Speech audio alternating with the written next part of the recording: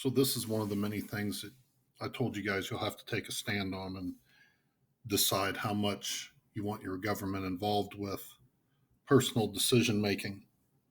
The difference here is, when do you consider something to be your choice, meaning you don't think the government should have any say in it, compared to when you think something should be our choice, where the government can step in and create some regulations for the betterment of society.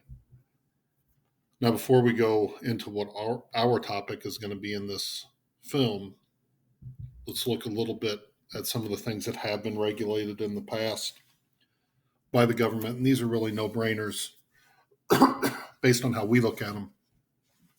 So, foie gras is a French culinary delicacy that's made out of loose goose liver. And what they do, the process that the French and other Europeans use, is to get these goose livers as big as possible to apparently make it a better dish. They stuff this goose in a cage from basically the time that it's born, and they shove a feeding tube down its mouth. And they feed this goose until it's way fat and overweight, as big as it can possibly be. And then they harvest the goose and take out an enormous swollen liver and use it for this dish.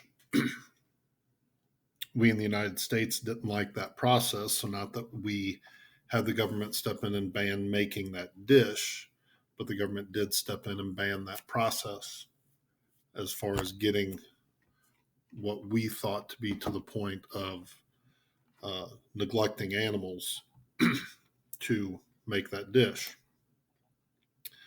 Another one historically was DDT, which is a pesticide used to spray on agricultural fields to keep bugs off. So after researching, they were finding that areas that were using this pesticide, not animals, but birds within that area were having a difficult time reproducing because their eggs were too thin to make a viable embryo. And they could relate that back to the use of DDT in that area. And it just so happened that one of the birds that was having trouble reproducing in those DDT areas were bald eagles.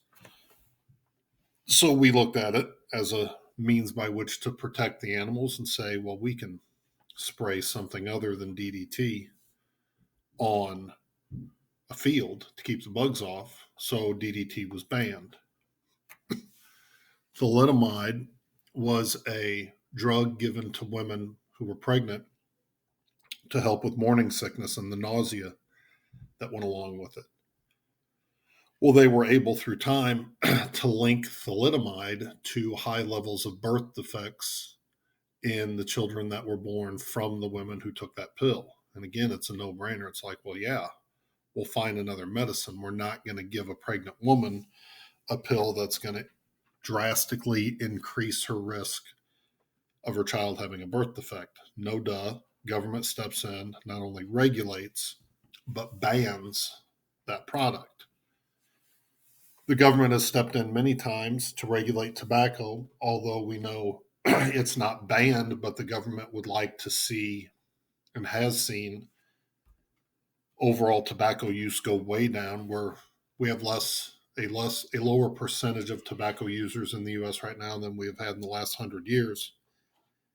And there are a lot of regulations on it, like an age limit. There are government restrictions and the signs on the side of the packs, the government warning labels that are a deterrent to buy it. And of course, if you put high enough taxes on it, it drives the price of those products way up and keeps it out of the hands of many people. So that has been a regulation, but not a banning on something that is proven to be harmful.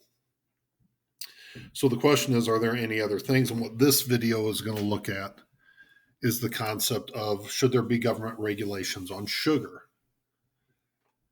And before you freak out about that, we're going to learn about it, and then we're going to see if we think anything should be done. Here's facts about what causes deaths in the US. 30% of our deaths are unavoidable, things like car accidents, genetic issues, Alzheimer's, poisons.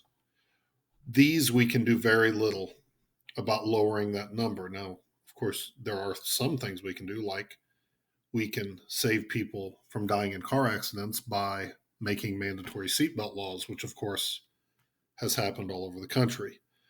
But for the most part, these are what they are.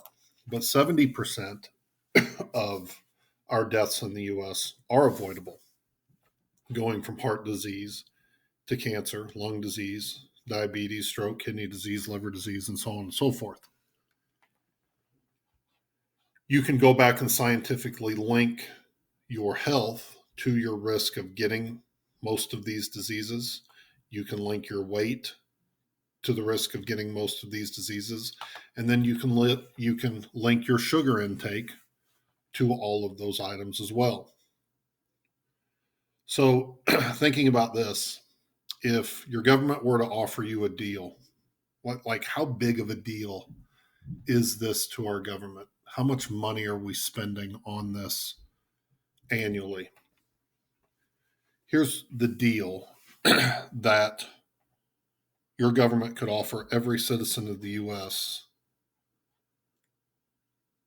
in exchange for what we spend on these avoidable deaths in our healthcare system. It is equivalent to if you and I went and took a health checkup every year that the government gives you, which does body measurements, blood tests, etc.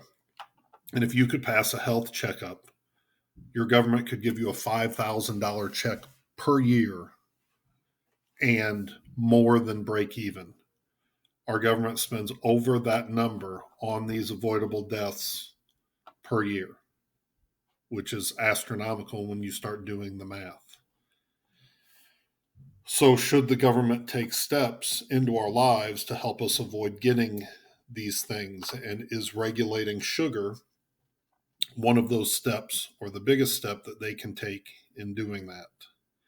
You have a worksheet that I posted that goes along with this video. You're going to watch the first chunk of the video today and follow along on that worksheet.